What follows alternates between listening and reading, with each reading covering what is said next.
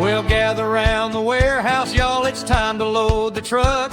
Doc's Dynasty Hour is rolling in. Tim Karak's got the look. Doc Eisenhauer is riding shot. Welcome to the Prospect Warehouse Podcast. This is your host, Tim Kanak. You can find me on X at Fantasy Aceball. And we got, of course, for Doc's Dynasty Hour, we got Doc Eisenhauer here at Doc Eisenhauer on the X. Doc's mustache coming in hot. You can see we both got a little bit of facial hair going. It's good. You might have me beat slightly right now. Yeah. There we go. Second take two. A little bit better. Mine's just really light. That's the problem. You got to go on, but I do think mine's darker.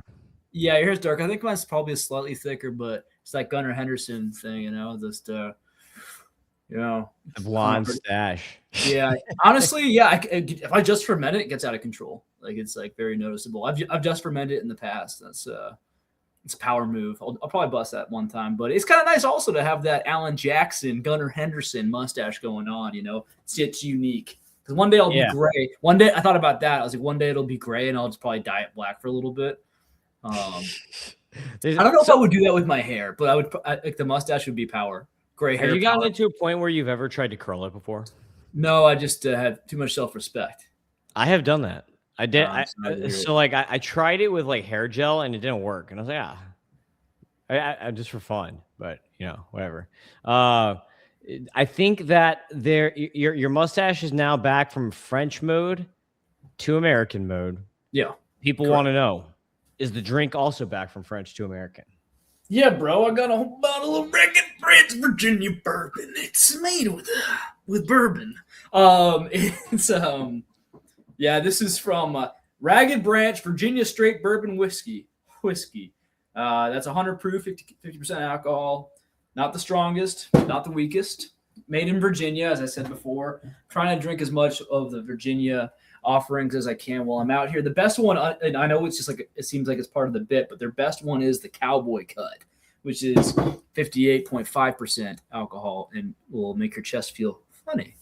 Nice. Yeah, if you go to Kaufman, you'll need that. Well, actually not. It depends on the time of the year. Why would I need that? I went to Kaufman before we started recording, and I went to a football game at Arrowhead one time in January, and I was so freezing. I could not feel anything. The only thing I could feel was the whiskey I was drinking that was keeping me warm. That's the only thing I could feel. Your reference makes more sense now. Yes. Yeah. No, it turns out it's just like a normal really hot place in the summer.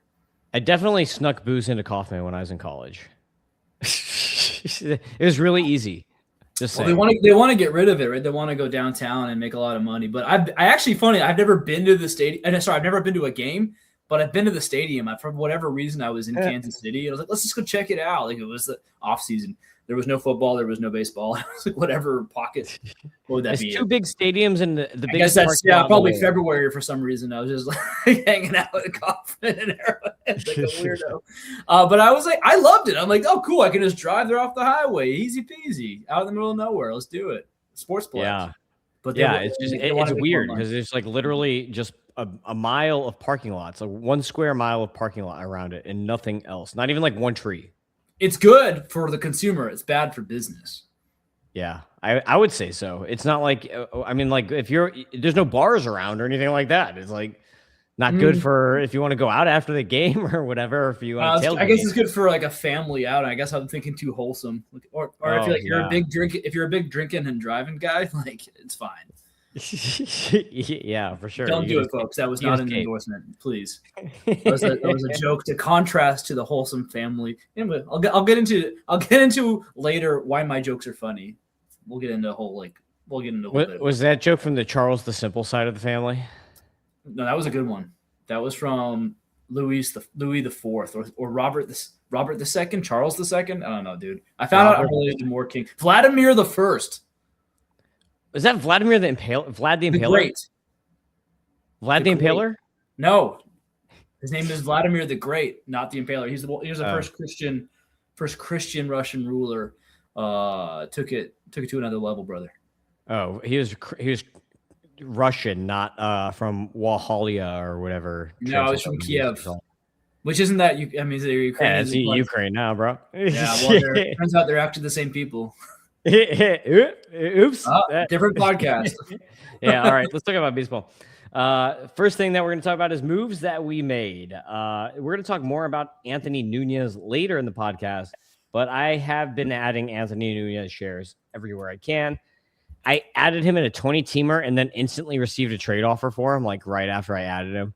So that I know that when I added him, that made someone mad, where they were like wanted to add him, but like they were trying to figure out what other roster move they wanted to make, and I just snatched him up in the meantime. I also added Rhys Hines in like 3 leagues, and he has done nothing yet at the major league level. I think he's like 0 for 10 or 0 for 12 or something. So unfortunately, that one has not panned out yet. And then I added Dom Smith with Rhys Hines in our new podcaster league, because while I'm in first, I just lost Christian Yelich and George Springer both. So that sucks. So got to add some outfielders in that league. And I also picked up Evan Carter. That's another guy that I think we're going to talk about later in this podcast, Evan Carter. So what did you do this week, Doc? I was thinking I did something. I did do something. This just shows you how different each league can be. This is the weirdest league I'm in, and it's I don't even know if I would call it my home league anymore, but I guess it's my home league because I've been running it since 2013. It's people I went to high school with, a lot of Canadians, but there was also some guys like we just like knew on the internet as well for some reason. Like there was like a whole group of guys. It's just like this whole thing was from like this website called Grindr. It was weird. We all had mustaches. I was just joking, everyone. It's okay. Anyway, Russians in the Ukraine, same people. Trying to bring it back to what's more controversial. Gosh, this is why Charles the Mad won the vote, dude. Oh yeah, maybe. But my point is that in like a 30-team industry kind of league, this trade that I'm about to tell you is just never happening. I have because in home leagues you'll get these loco guys. You get guys who either they don't quite know ball or they just don't. Do you know what I mean? Like it's just they're built different. And this one guy in particular is not afraid to make ballsy trades. And my Yahoo thing is saying there was no trades made. Actually, there was a trade made. It was we did it offline because it was Yahoo's so great. You have to use like spreadsheets sometimes. It's fantastic. These guys are like half the league is way too dumb to move to Fantrax. That's just the problem with it. Anyway, I really like that too. I traded earlier this year in the draft. I traded Jack Caglione. Didn't want to do it like peak hype Jack Cags, and the rights to 2 picks, which became Joshua Baez and Ethan Conrad, 12-person league, 10 farm slots each. This is not deep. So pretty decent haul for Aaron Judge. Ooh. You like it. You like it for both sides. It's kind of a fun trade, but it's more fun if you're getting the prospects in a deeper league because prospects are so easy to churn here. This you guy's did not trade Josiah Hartshorn. He got picked up by this guy the other day. I don't think he necessarily needs to be rostered in like 100 prospect. I mean, he does, but not by me because my prospects are too. I can go over on a separate podcast. We can do a whole podcast about my prospects. But I still have these guys like in the farm. Basayo, Max Clark, Snelling, Doyle. Bryce Eldridge, Caleb Bonnemer, JJ Weatherholt, Andrew Painter. It's like, come on, it's ridiculous. Anyway, but this guy's loose, right? And so Jack Cags is not doing great. I had Carter Jensen in my farm.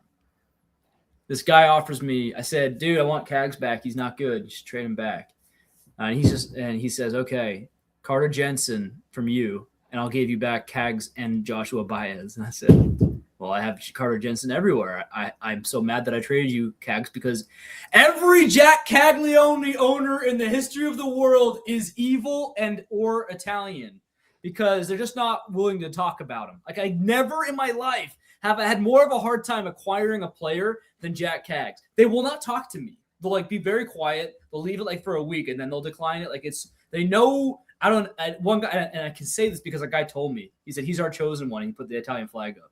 I said, brother, no, Vinny's your chosen one. This guy is also going to be great. I like him. Obviously, I'm trading for him. But, gosh, anyway, we'll see what happens.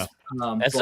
That's the problem when you have a podcast, man. People in your leagues listen to you, and they know how much you like somebody. No, I had an off-season offer where I was trying to get Sal Stewart in a 20-team league for a like 20th round, like basically dirt cheap Spencer Strider.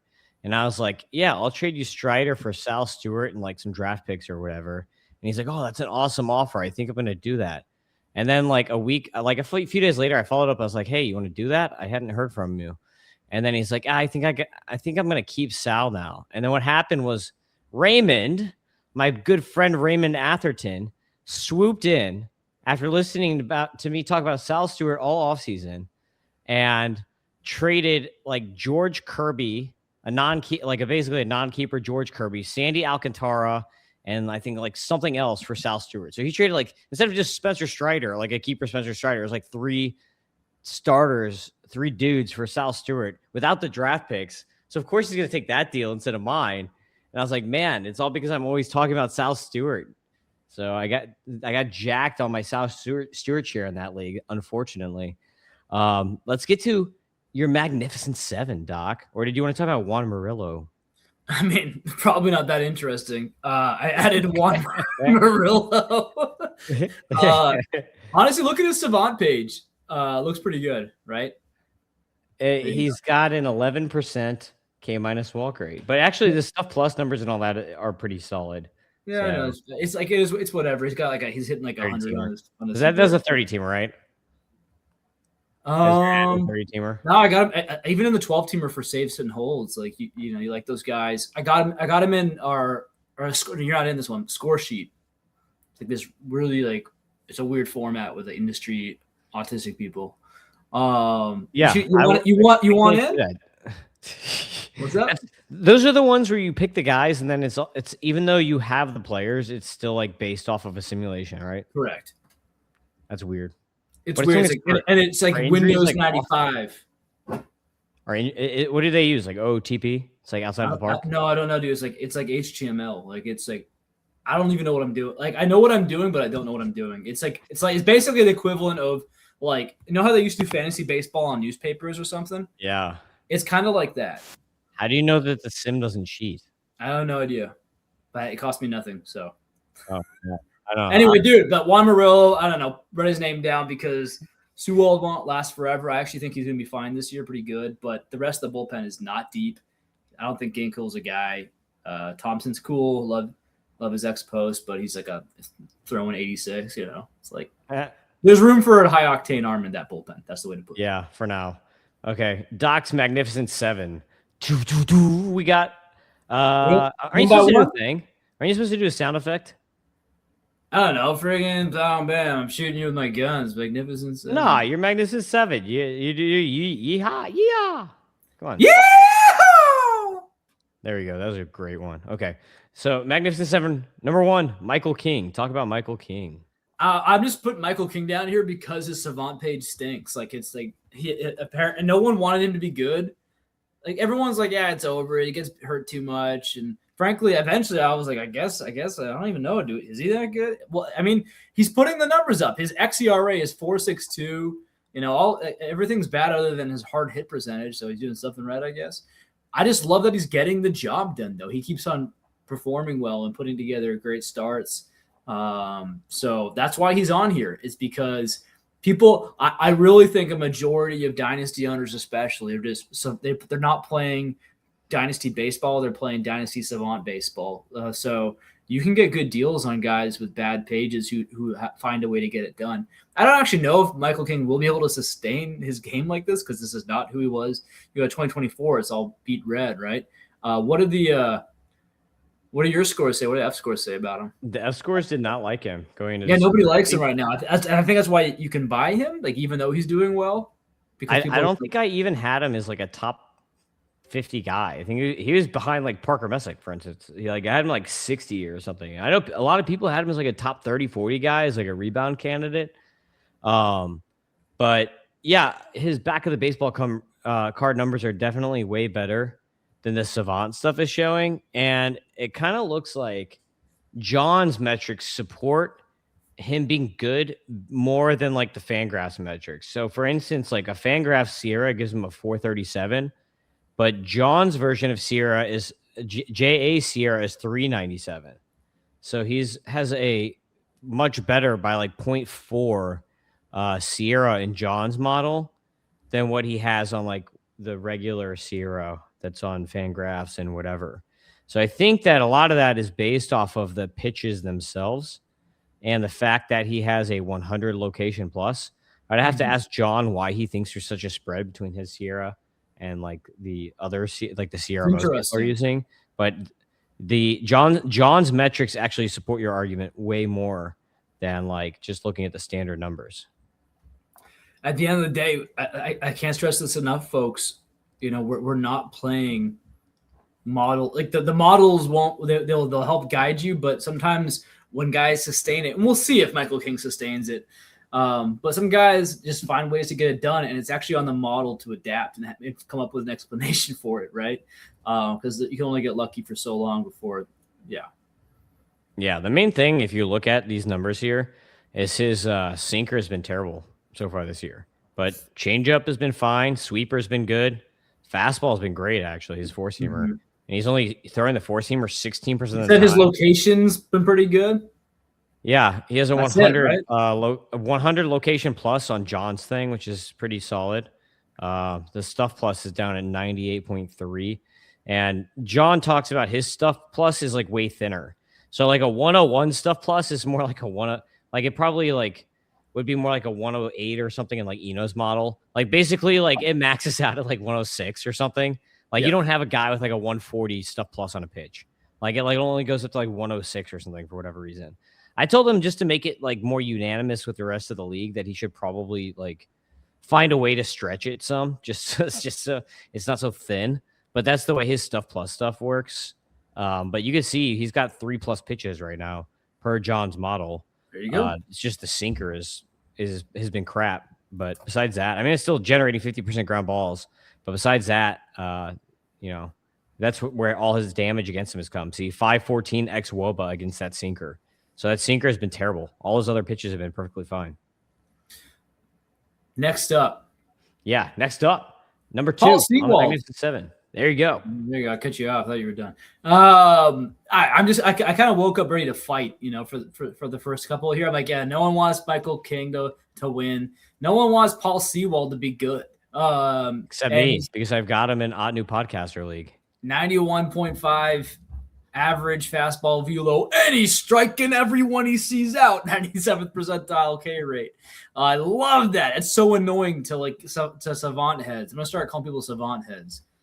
I gotta come up with a better insult, but that's a start. Idiot savants. That's too like hard. Like sound. No, that's better. Yeah. If all you care about is the little that's what you call someone who only looks at the colors, like red or blue. Like they only look at the popsicle colors and that's it. They don't even look at the numbers. You're like, is it red or blue? Yeah. That's your idiot savant. Exactly. Well, this guy is it is hilarious to look at the profile though. It's so fun. See, like he's terrible at getting ground balls. He's getting hit hard. He's getting barreled up all the time. He's got some of the loudest contact against him, but he's also not walking anyone. Yeah. He's got a 0. Wait, what? He's never walked someone this year. Yeah, 0 walk rate. How does that put him in that? Hold up, 0.0 walk rate, but he's in the 97th percentile. That means there's a bunch of guys. I guess there's enough guys that have 0%. Thrown more pitches, but also have 0. That's probably it, I guess. Whatever. Anyway, but he's just striking everyone out and making them shit. It's just like one of the funniest profiles you can see out there. It's one of those weird ones. It's like a Geraldo is like the pitcher version of Perdomo last year, right? Yeah, especially because he only throws 91, but then he has a negative JA Sierra. Look at this, a negative 0.76 JA ERA. And this is why, dude, look, he's throwing a 61% strike rate.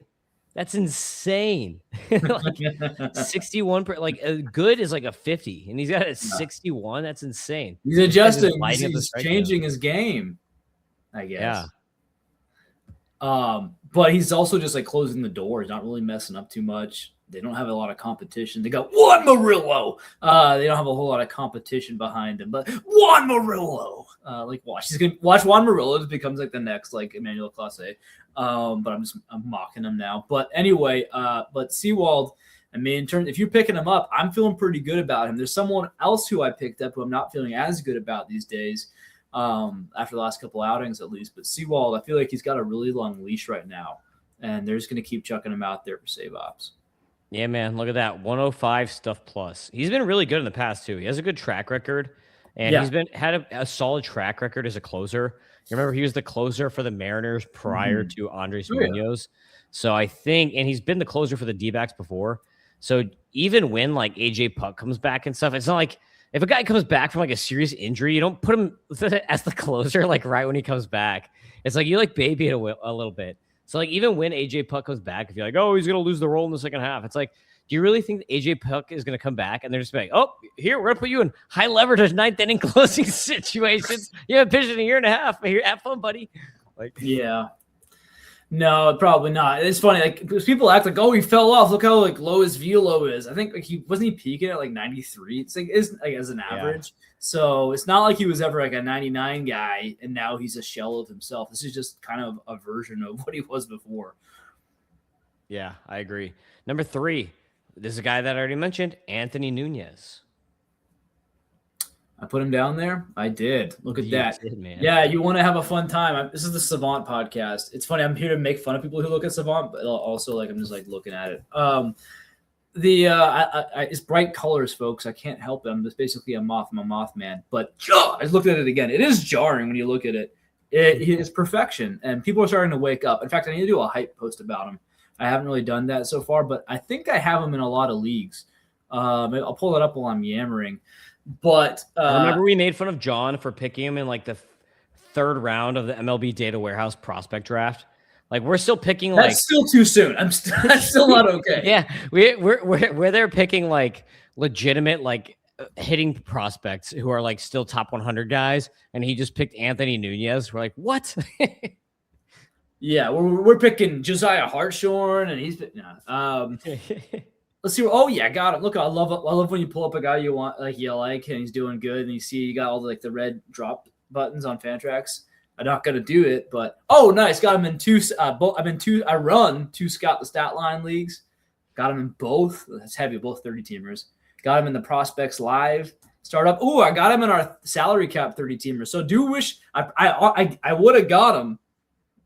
Would have got him in that Dynasty Warehouse. I feel like John heard me talking about him.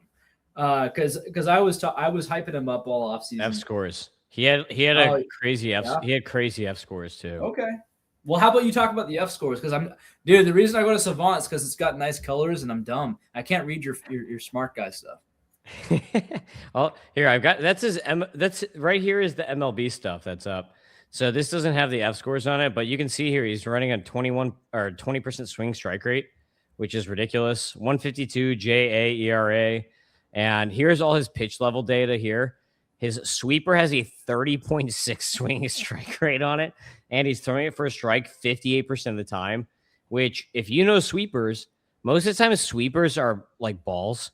So like usually a good sweeper might have like a 48% or a 50% strike rate on it. 58% is pretty insane. Changeup has a 26.9% swing strike rate. The cutter 33. So this dude, you can see, Doc, this is a reliever throwing 5 pitches. Like what? Reliever throwing 5 pitches? That's crazy. So do you know the background on Anthony Nunez? This is what John pays me the big bucks for, is the backstory, the lore. Hit me. Well, I think he was a shortstop, but I don't really know too much about him. I don't even know what position he was, but he was not a pitcher. He was a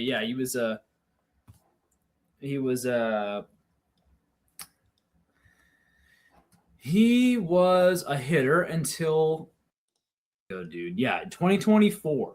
He started no. I'm still in batting. So yes, 2024 though. And he basically has never been bad at pitching ever since he started doing it. He just started striking everyone out all the time, and really not walking that many people. And then this year, now he also decided to stop walking people, which is a good decision. We're on the me. We're on. Yeah, you're on the let's think back to the podcast, and I only see me. I'm like, no, it's narrative. This is Doc. We're actually on Doc's moment here. What were you saying? Hype me up. Yeah, this is Doc Narrative Street time.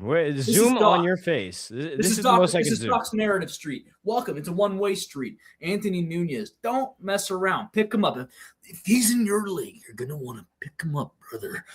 Because here's the thing. He's gonna either be the closer of the Baltimore Orioles forever, or he's going to be a starter. Like that's the thing. I think that's actually the weirdest outcome, is that he's probably going to have to go through some struggles to become a successful starter, like to get stretched out. It's a different game. You don't get to max out every pitch. But Anthony Nunez, I was big on him just based on what I saw beforehand. He had multiple pitches. Again, he's doing everything right. And again, you see a guy who just learned how to pitch in 2024 only be good through 24 and 25. It's like he could get better, and looks like he's getting better. So pick him up if you see him in your league. Yeah, for sure. I have been, man. I've got him in, I don't know, probably 50% of my leagues at this point. So I am on the same exact page as you when it comes to Anthony Nunez. What about number 4, Jack Kaggs? Yeah, I mean, I think you should never. I think if anyone plays in my leagues, you should just cut him, or you know what, get what you can for him, because he has no home runs. This is obviously a guy with no power. He's powerless. So I'd go ahead and say that you don't want him. No, I want him, man, because he's actually, like, he's not playing that bad. Like Jordan Walker's downturns were like really rough, you know, and he's probably gonna have more downturns, by the way. But and he went 1 for 5 tonight or whatever. We played yesterday. You know, probably got to cut him off your team after that. No, but in reality, you look at Jack Kaggs and the way he's playing. You look at his Savant page. You look at. I'm curious what the fScores say, but it seems like he's playing better than the results are showing. But after the tremendous hype, like basically everyone assuming he's the next Aaron Judge, there is definitely a bit of a, what if he's always just going to be a bat speed guy? What if he's just never going to be able to put it together? And that was Jordan Walker for 3 years, you know. Different player, Kaggs, coming out of college. I think he's going to put it together and have a solid season. Obviously, I mean, his back of the baseball cards in terms of average and OBP. I'm just seeing them now; they're not that bad, but it feels like it's a lot of empty numbers so far, right? Literally all it's gonna take is one home run, like one home run with like an extra RBI or 2 on another hit. Like, so he's got 5 or 6 RBIs and a home run, and people are gonna be like, okay, there it is, and they're gonna feel good. So in fact, during this podcast, whenever Tim starts talking, I'm not gonna listen. I'm just gonna send more trades out for Jack Kaggs in leagues that people will not hopefully not be listening to this podcast. All right, so real quick, Anthony Nunez, jumping back to him on the fScores, because I finally pulled it up. 125 stuff last year, 114 control, 124 FERA. So pretty insane. And then Jack Kaggs on the fScores, 105 hit tool, 99 discipline, 112 power, 90 speed. And if you're watching on YouTube or Xvision, you can see I was playing with our EV percentiles here. This is why Jack is off to a bad start as far as power. As you can see here, I'm playing with this EV percentiles page here. So this dude right now has a 94 average exit velocity and a 116 max EV on the year. But the problem is that all those are on the ground and they're all line drives. When he's hitting fly balls, he has an average exit velocity on fly balls of 85.8, 75th percentile of 88.4, and 90th of 97.1. That's pretty horrid. So he's hitting the ball really hard on the ground, and he's hitting the ball really hard when he's hitting line drives. You can see his line drives are insane, which they should be because they're line drives. But for whatever reason, like all of his fly balls, he just must be getting way too under them because it's so soft. Like it just has to be pop-ups. Like all those EVs just have to be pop-ups. So this tells us that this is a swing path issue. This has nothing to do with how hard the dude can hit the ball. It has nothing to do with contact rates because his contact rates are fine. It just means that his bat path is a little bit off, and he's got to tweak it just a little bit. It's like this is like what Jordan Walker went through for like 3 years. So hopefully he can fix it much faster than that. But he has the same kind of skill set as Jordan Walker. So like I would not, after we see what Jordan Walker can do when he's actually on a good swing path, we probably should not be selling Caglione due to swing path. No, unless you're in Doc's league and Doc wants you to sell to him. I think that's 100%. You should do it. No, man. I mean, it took Jordan Walker, 3 years. It's just, but he was a kid, right? He was a teenager when he started his journey here. Whereas Jack came out of college. It's just going to be a different journey, a different path. And I mean, heck, remember a few years ago, you used to be able to get like the Royals were considered a really garbage System. reputation in terms of having their system just not produce anyone on either side of the game, right? Whereas these days we forgot about that. They've turned things around, and that's the translation, right? So these guys are doing things right, and I think the Cardinals are turning things around too. But no, I'm not concerned about it. Again, like this back of the baseball card numbers are actually like the ratios are surprisingly good. I was looking at all the metrics. I turned my eyes over. I feel like 2 days ago they weren't that good. That's how early season you go for 3 for 3 one game with a walk, and all of a sudden you turn it all around. But yeah, We're at 3 homer game. All right, number 5, Dansby Swanson. Yeah, actually, I never really liked Swanson for a while, and but now nobody likes him, so that's the buy time. And you know what's really weird though? He's starting to take walks in his age 30. I'm not sure if this is the age 32 season or if he just turned 32, but he's 32 years old right now. Yeah, he's got a 95th percentile walk rate so far. We'll see if that holds up, or it's early on. But 4 home runs so far. He's taking a ton of walks. Like if he can do this, if he's realized he needs to get on base, maybe the Cubs said, "Hey, your work, like the way you're working, just isn't really like ideal for today's game. We want a money ball. We want to get you on base more." I mean, it took them until 2026 if that's the case, but yeah, I don't know. Maybe they just convinced him. If you want more consistency, you got to take more walks. I don't know. We'll see. This could be a flash in the pan. Again, it's like, can you teach an old dog new tricks? Yeah, well, we're about to find out. But 4 home runs to start off is sexy. I mean, that means we could be looking at a 20 home run season here. Yeah, on that point, his career average swing rate is 48%, and right now he's only swinging 40% of the time. So his swing rate is down 8% from his career norm. His actual career low was as a rookie, 44.9, which makes sense because as a rookie you come in a little more timid, like trying to learn the league or whatever. So like he's by far like his lowest swing rate of all time this year. It's got to be like a team approach thing. So I mean, I would think so. It doesn't. It's not like, again, if this was like a slight difference, I wouldn't give it much weight. This is night and day. So it's interesting. I mean, again, like some guys like they'll play till they're 36, 37, 38. Usually you see it more the late 30s success from pitchers, but every so often you'll see a hitter stick around, and I don't know, maybe we'll see him be good at least till 35, and maybe this is a way he prolongs his career, right? By getting on base more often, and maybe that's a conversation they have with him, like, hey, you want to like keep being around the league, like get on base, and you can, and then it doesn't matter really what you do because that's just going to produce more runs. And also, and I guess this is something to think about. It's probably going to have probably won't be really something we see an improvement with because he's getting older and his sprint speed will probably continue to decrease. But he might steal more bases. He might get to 20 more. He might at least maybe provide more opportunity to get to 20 stolen bases consistently into his mid 30s. Is he really hitting ninth? I haven't watched many Cubs games yet this year, and roster resource has him hitting ninth for the Cubs. It's super weird. I don't know, man. I'm not a Cubs guy. We got revealed to be frauds just now. But I am going to look at his sprint speed is way down. But no, he's got a 211 BABIP. So I mean, like, there's bad luck there. But like, I don't think he's been hitting ninth. No, his sprint speed is fine.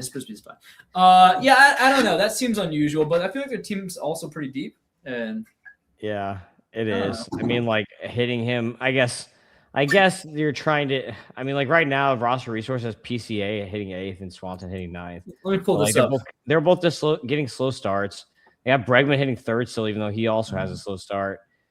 Say's back now, so no, he's not like messing around with things. No, dude, no.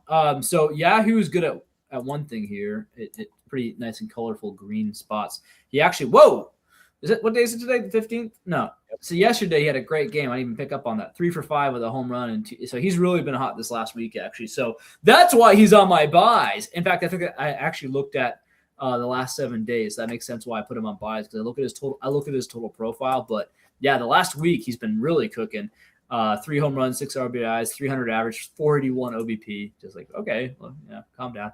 But yeah, he bat 6th last game, 9th the game before that, 6, 8, 9, 9, 7, 7, 6, 6, 6. You start, it's he's definitely near the bottom of the order right now, but whatever, man, whatever. Like, we'll take this profile, I think, because I mean, he's on pace right now for, well, if we're banking in for like slumps and not just doing what he's doing right now, like he's going to crush 20 home runs. It might be a 25 plus. It might be 25 plus this year.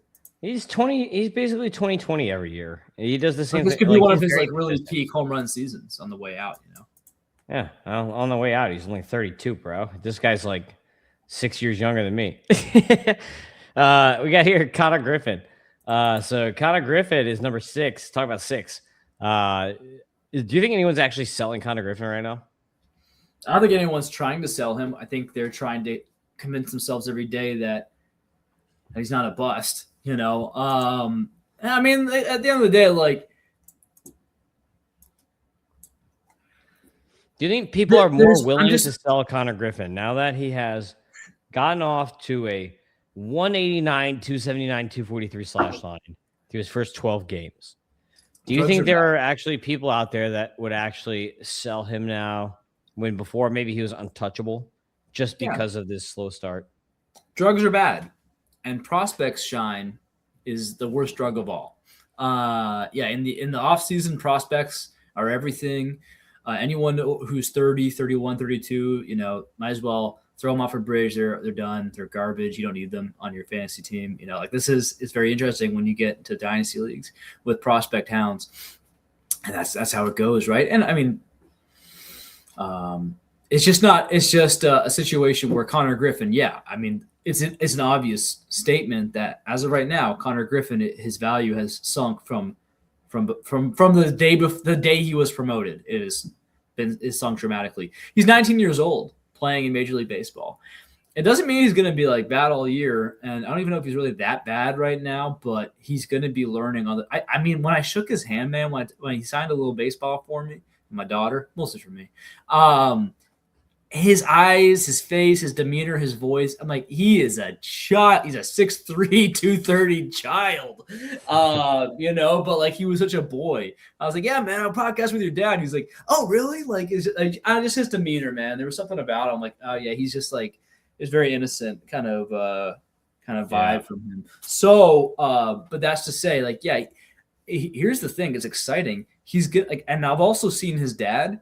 You ever seen us like podcast with his dad? His dad's thick. Like, he's got a big neck. Yeah. He's like a big, like Connor. Connor's so fast. He may go down from his current speed. He probably will, but he still has it's going to stay high. And his strength, though, is going to go up. I think he's going to be like a 6'3", 240 like muscle guy. I think he's going to be a freaky dude who maybe turns into like a. Yeah, I don't know. I don't even know. I'm not gonna say numbers anymore because he's just in a slump. Let's get him out of there. But yeah, I think he's a buy. You're not gonna get him cheap, but now you can try to send an offer. Maybe you can get him easier than a Caglione these days. Jeez. He's still gonna be so expensive that he probably could. I bet you could. Actually, no, he's gonna be harder to get still than Cags. But I think that if this struggle continues through another month or so, and if your team sucks in like a month and you're like, okay, my team is not going to win this year, you will know by like the middle or end of May if your team is going to win or not, or if you have a chance. If you're like, I don't have a chance this year, I think that's when you might as well just try to sell a bunch of your dudes that maybe you don't want to keep till next year because they're a little on the older side, for a Kanak Griffin. Because if Kanak Griffin is holding someone down, if they're weighing a championship team down in that league, and you have some pieces, you might be able to bundle pieces. It's still going to be expensive, I think, but I think that's going to be your biggest shot to acquire Kanak Griffin, maybe in like the next 15 years. I just sent the craziest trade in the history of the world. What? And you should tell me to stop. I've been drinking. What is it? I sent Thomas White, Brent Rooker, and a second round pick next year. It's not this year, for Fernando Cruz, Jack Caglione, and a 6th-rounder this year. Ooh. 30 team. Ooh. That's a lot. It's a lot. If you want Cags, then you're going to get them, I think, on that one. I think you're going to get that one. That's a lot, man. I have been drinking and sent an offer. Take advantage. I sent it in all caps. Wink, wink. All right. Yeah. You gotta misspell one letter. All right. Number 7. Number 7, Roman Anthony of the Magnificent Seven. Michael King, Paul Sewald, Anthony Nunez, Jack Caglione, Dansby Swanson, Connor Griffin, Roman Anthony. Paul Sewald or Roman Anthony, who's got the bigger noodle arm? It's like, dude, what's Anthony throwing on the mound? 69? Nice. Yeah. It's rough, man. So, like, the crazy thing is, did you see that? Before I ramble, did you see this pop up in any scouting report for Roman Anthony? No. How did this go unnoticed? Is there something physically wrong with him? Or did every scout just get enamored by everything else he was doing? Because these throws, like this social media trend of another cannon or Roman Anthony just beat all the accusations, and then it's just like another worse throw. And I'm like, oh wait, that's not the same throw as before. It's a different game. Oh wow, it's like a real issue. So I guess I'll ask you this. Do you think it's an injury based on what you know? Or do you think that this is a guy who's destined for first base or DH at a young age? It might be something like that. I was reading about it the other day that it might be like the yips, because all the scouting things gave him a good arm. And right, like I saw Roman Anthony one game. I only saw him one game in the minors myself in person. So when I'm video scouting, I'm only watching him hitting because I'm scouting for fantasy baseball. I'm not scouting for a major league team here. But Baseball America gave him a 60 grade arm. Pipeline gave him a 50. And Sox Prospects, which I guess is a Red Sox thing, gave him a 55. So nobody really cited a bad arm. So like I was reading about it that it's like, hey, he just like he messed up one throw, and now he's just so anxious. He like keeps doing it over and over because he's just like so anxious about Bad place to be anxious. Fenway Park, as a Boston Red Sox. My question to that would be, why is he not throwing cannons and missing wildly at the plate? Like that's not what he's doing. He's not missing. He's throwing like noodles. That doesn't seem like anxiety. I don't know. I mean, like I wouldn't be able to tell you. Honestly, like would he even be able to tell you? He's probably like so embarrassed about it. Like he probably couldn't even say anything about it. I was in a pool. Yeah. I mean, I don't know. Like got shrinkage. This is the thing: is if he was hurt after he just got a big contract, is he gonna tell the team like, "Hey, I think I need Tommy John"? Like, I don't think he's gonna do that. You know what I mean? Like, he wants everyone to like him. He wants to be proven worthy of his contract. Like, who wants to get Tommy John as a position player that young? Luke Keeschel did it. Dude, if you're getting wrecked like this, dude, the best way to justify he becoming a league laughing stock, the best way out to tap out right now is to say, Tommy John. Just like literally, even if your arm's fine, just like get Tommy John. Yeah, like, you just hit your elbow with a hammer. He's at home and just like, just takes some shots of whiskey, just smashes his elbow with a hammer. It's nuts. That'll do it. All right, let's get to all hat, no cattle. Who's our biggest phony of the week, Doc?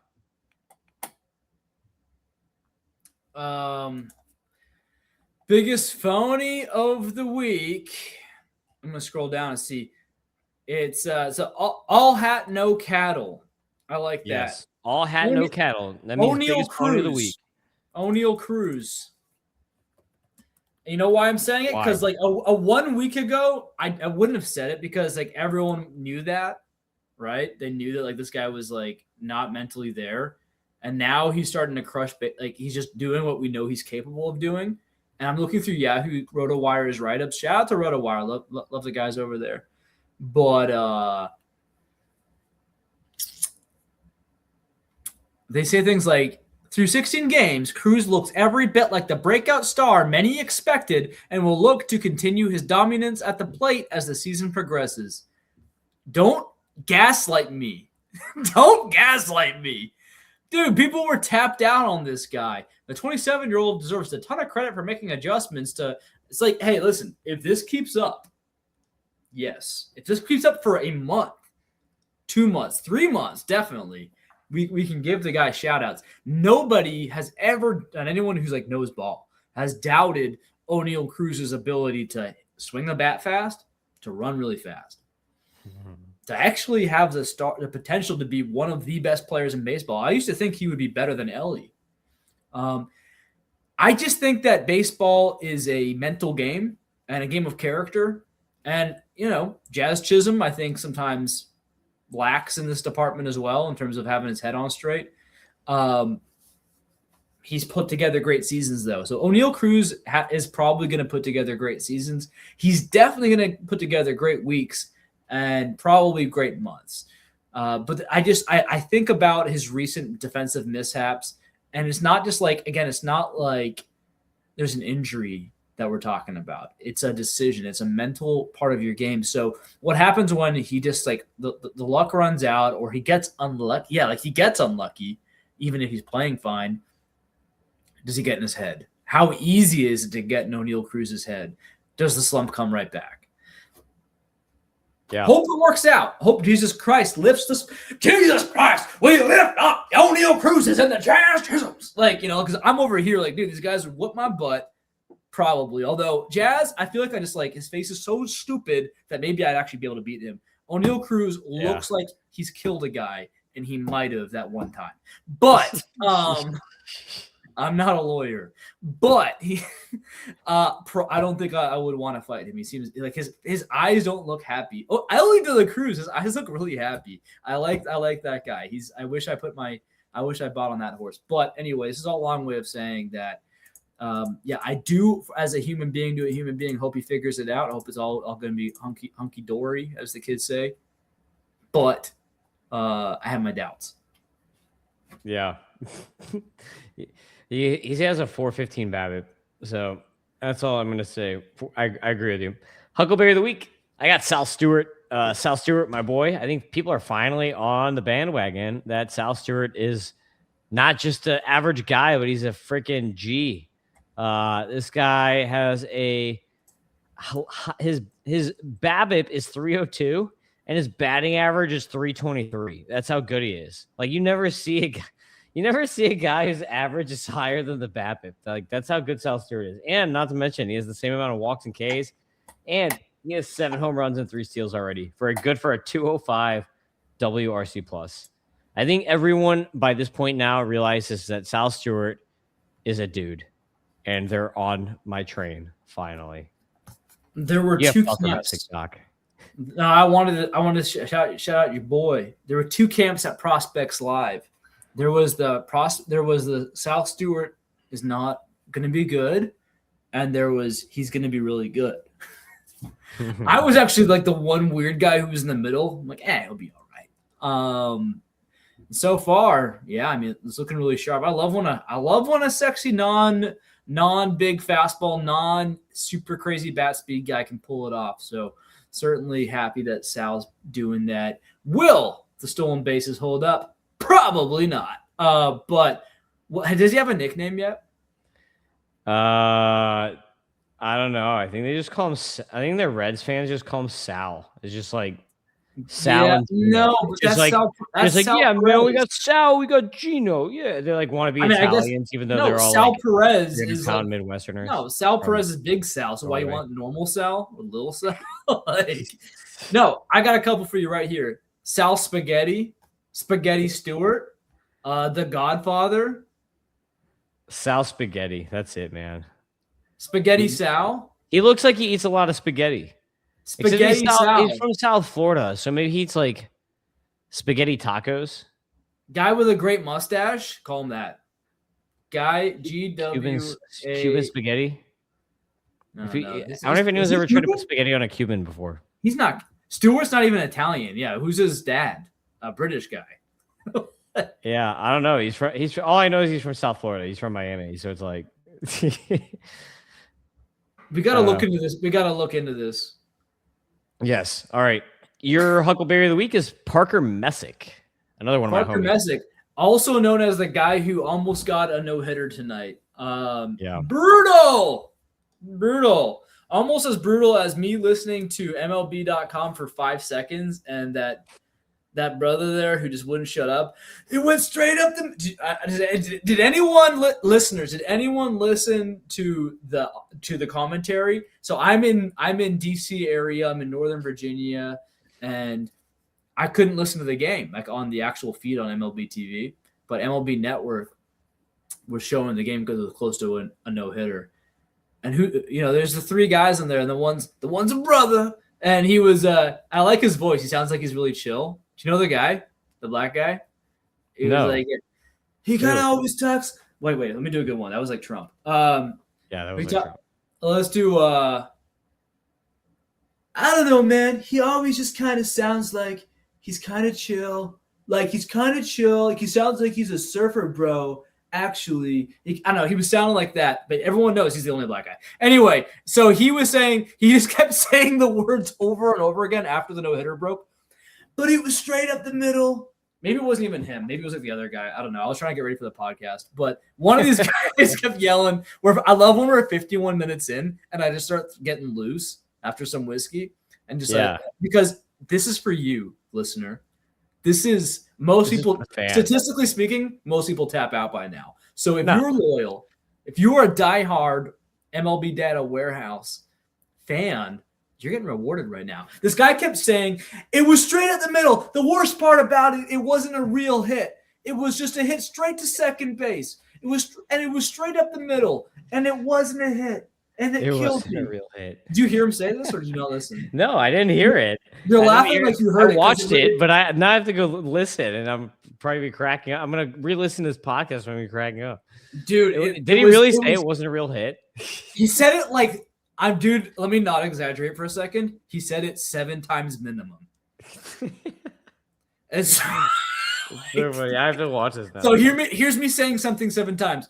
It's not a real hit. It went straight up the middle. It's not a real hit. It went straight up the middle. It's not. It's like, dude, that's 3 times. And I'm getting tired of hearing it. So I'm stopping in the middle 2.5 times. He went, and someone else would try to say something like one of the hosts would say, well, at least it wasn't a broken bat. It wasn't like a cheap hit. It was a real hit. And then the other guy came in. Oh, but I don't know if it was because it went straight.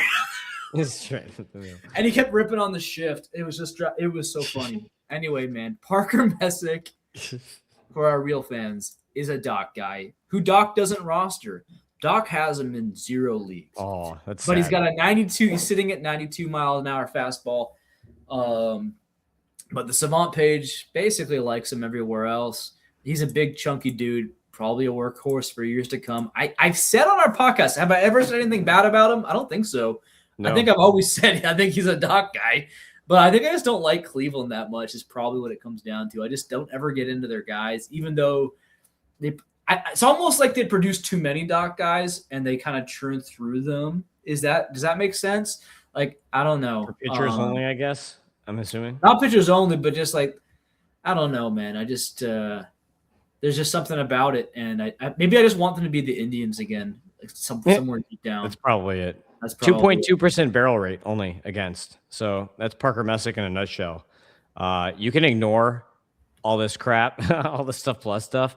None of that matters. What matters is nobody can square his stuff up. That's what matters. Nobody can get good hits off of this guy. All right. Next, moving this podcast along, Yellow Belly of the Week. My Yellow Belly of the Week is Matt McLain. Matt McLain, man, this guy, I have been so on him all the time ever since he first debuted. And then this offseason, I was like, I'm done with Matt McLain. fScores don't like him anymore. I'm not going to buy in on him. I'm not getting any Matt McLain shares. And then he comes out and has this huge spring. And then I was like, I loved Matt McClain before. I'm not going to listen to the fScores. And I got a few shares of him. And now I'm just so mad at myself. I'm like, man, I should have listened to the model. I should have listened to the data. He's been atrocious this season. He had the best spring. Nobody had a better spring. Now, 0 home runs, 203 batting average, despite a 277 BABIP. So this is not BABIP-related bad luck. He's just been bad. Like, no power at all. He's just not been good. Matt McClain, like, amazing spring. Now he's just blah. So, yeah, I'm being cowardly when it comes to Matt McClain. If I can sell him, I will right now. What about you, Doc? Yeah, I think you were trying to hype me on him before. You almost did it. Like, I was looking at him in a couple of leagues and didn't pull trigger. So I'm there with you. I wish the best for these guys, like especially the guy who was looking so promising. I think he's like a 5'9" king too. Yeah. He's 5'8", 180 is the list. So that means he's probably actually like 5'6". Yeah. No. MLB is real now. So what is he actually on MLB? Because they changed. Do you know this? They changed everyone's heights because they had to measure it for the batter's box. So I don't think he was 5'8" before. I think he was 5'9". So some guys are funnier though. Gavin Lux went from like 6'2" to 5'2". 5'2". No, but he's related to Pep in the Short. Dude, he was that's a deep pull. Love that. No, but he was 6'2" listed, and now he's 5'11". Like that's like crazy. I love it though because you're 5'11". Like most guys are like, no, I'm 6 foot, but it's like I'm going for it. I do that on my driver's license, man. I'll max that out. I don't go 6 foot, but I'll take. You just shrink yourself so you get the smallest box imaginable, and then like that's actually the take, dude. That's actually the hot take. You're like, no, don't measure me. That's so funny. Yeah. Urban's actually 6'1", but he's been playing the game this whole time. He's just been sleeping under rocks, like literally, like just putting stones. It's like putting giant stones on himself. He doesn't sleep. He never sleeps. It's like crush your head down as you're sleeping. I don't know. Yeah, I don't know either. That's funny though. We're like you said, we're 57 minutes. All right, Jordan Romano is your yellow belly of the week. I almost feel dumb for putting Romano as my yellow belly of the week because I'm just looking on Yahoo. So it's funny. I have one league left on Yahoo, but I should keep this league going because it's like a good barometer for normies. So minus 12%. Now he's 48% rostered in the last, overall 12% in the last day. So Kurt Suzuki, who is a manager already, I remember he was like a player like our whole lives. So yeah, I guess we're old. I don't know, whatever. But Romano he was 4 for 4 in saves chances, doing great. This striking out a lot of guys, being really reliable. His last 2 games were implosions, right? And now Kurt Suzuki says, I'm not sure about him being the closer anymore. Like, you shouldn't say that, dude. Like, he was crushing it, right? You want to say one of these days, what they should say? A manager should say he gets one more chance. Yeah, if he blows it, he's out. Just dude, put as much pressure as possible on the guy. One guy should but that's it. Like we might DFA him if he blows it. That's it. Well, yeah. So, but at the end of the day, his children will not be allowed at the clubhouse any longer if he blows the other side. Yeah, we're actually in his contract we will take custody of the firstborn. So Jordan Romano, I'm almost like convincing myself to turn around on him at this point. But the bigger concern I have isn't actually like 2 games. There's a lot of guys chasing him. It's the anti-Seawald because they're kind of the same guy, right? They're the has-beens. They used to be good. Well, they were working till 5 seconds ago, and Seawald's still working. Romano's starting to show signs of cracking, and he's the guy. Romano is the guy who could not afford to show the cracks. Seawald can actually bowl like back-to-back games, and he'll probably be fine. Until these guys get healthy, like later this year, like Martinez.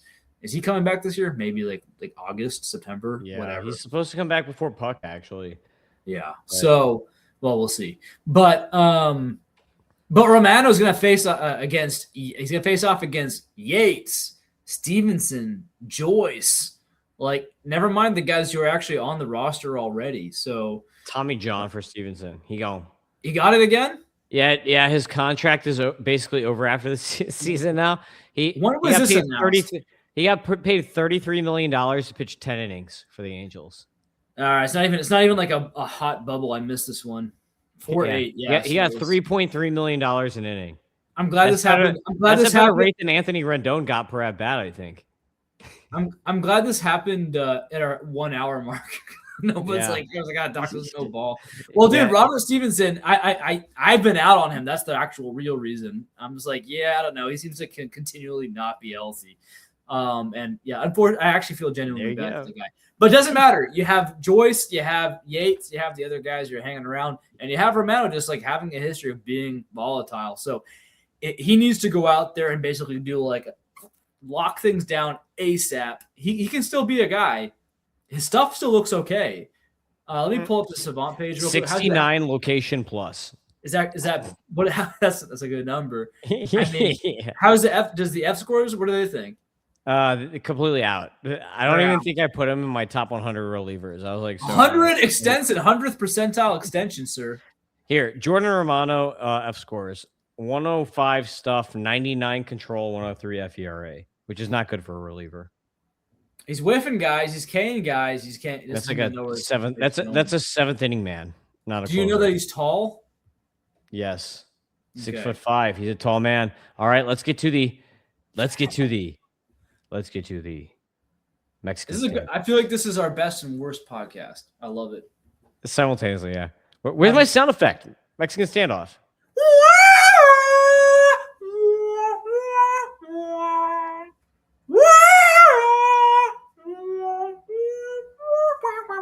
It goes on like that. Yo, send me a text before the next podcast. I have harmonicas and I know how to play them. Oh, we're doing it. Okay, next time harmonica. All right. I think we got Evan Carter, who we already mentioned in this podcast, Carson Bench, or Dylan Beavers. Who wins that Mexican standoff in Dynasty leagues, Doc, right now? Were you big on Beavers? Oh yeah. Yeah, you're the Beefmeister. So, and honestly, I didn't have a lot of like rebuttal for it. I was like, I think he is going to be good. He's still been good. He has a 90% zone contact rate. But basically, there was something like I just couldn't pull trigger on him. I didn't know why. And I'm glad I have him. I guess you knew that they were going to get Taylor Ward. Correct. And I thought I still believe more in Benj. Actually, I think he's gonna figure it out. But we're finding out that even for college, 23-year-olds, it's not easy hanging out in the big leagues. I didn't know he had a 91st percentile sprint speed. I really do think that he's going to be okay. I'm working my way up to my guy who's before I even looked at the metrics, I already know it's Evan Carter because he loves Jesus. He loves Jesus. And now look at the metrics. Look at those beautiful. It doesn't chase. Takes a lot of walks. Not striking out as much. He's just a good all-around player. He needs to work on getting that batting average up. But this is a guy who, frankly, if we just have this young man, how old is he now? 23. Evan Carter is still 23 years old. 23. Love it. Love these guys. Like Jordan Walker. Like Jordan Walker. Everyone was like, Jordan Walker, it's over. And I'm like, even like before this breakout, I was like, it's not over. He's 23. Like he could literally mess around until he's 26 and then pop off like Joe Adell. And then Evan Carter, though, from Elizabethton, Tennessee, middle of nowhere, where they sell Dr. Enough, which out of our 50 fans remaining, one fan kind of heard of once. Evan Carter will go 30-30 one day if he can just be a healthy person who plays 140 games. I think he could pace that, but he just doesn't play against lefties. That's the thing that always concerns me about him. Look at this. No, you know how you play against lefties? He only has 10 plate appearances, and he's 0 for 10. But you understand how you play against lefties. You master righties, and as in you play more than 194 at bats, right? You play more than you have to play. You have to play baseball. So if he can just have his spine, if he can just have his like body hold together and play 130 to 40 games, even. You're in the money, and he's going to become a better baseball player against righties and maybe lefties. But if you have to master the righties first, And then you'll be playing so much that you'll just see so many baseballs at a major league level. It's just going to happen, right? If you're good enough, you'll probably figure out the lefties. Maybe not, but that's the best way to do it. So Evan Carter is the easy decision for me because he's 23 years old and like it's literally it's not an issue of ability, it's health. Beavers, there's more question marks. Benj might have them because he doesn't have the injury question marks. He might be a safer bet in a weird way. But Evan Carter is going to get every chance to succeed in Texas, man. He'd be such a good Texas Ranger. You know, he's a year younger than Dylan Beavers. That's crazy. That's what I mean. Yeah, that's crazy. That's crazy. I still like Beavers. I'm just concerned about the playing time, like really concerned about the playing time. I think that ruins a guy when you do that to a young kid. Like you're not giving him full PAs. He's a freaking Tyler O'Neill and whatever. It's just kind of crazy to me. But I think out of that bunch, I'm picking Carson Benj. Long term, Benj right now is 23, so he's the same age as Evan Carter, but he has a 189 BABIP. So like that BABIP is dragging him down. Evan or Carson Benj is playing against everybody right now. Like he's not getting benched against lefties. That's the biggest concern for me with Evan Carter. But I like Evan Carter. That's why I put him with this grouping here. 53% sweet spot percent right now. So he's hitting the ball really, really well when he's making contact with it. So I would like to see him swing more. That's one thing. Is I want to see that swing rate go up. Only a 37% swing rate. Like he's like too passive. Only 55% in the zone. Just like get the bat off the shoulder and swing more, dude. Like we all know you can take a walk. We know you got a good, like he's always been a walker, like all the way through the minors. So like I don't know, maybe they tell him to do that. But ideally, if you're hitting the ball at a 50% sweet spot, like you want to swing more. Like you're on, man. Like he's hot right now. Like let him swing. Like if you're hot, just keep going. Just keep swinging. You got it right now. You got the touch. So why be passive? So, I mean, like I would be pushing him to swing more if I were the coach there, but that's just me. So that's the podcast. MLB Data Warehouse. That was the Mexican standoff.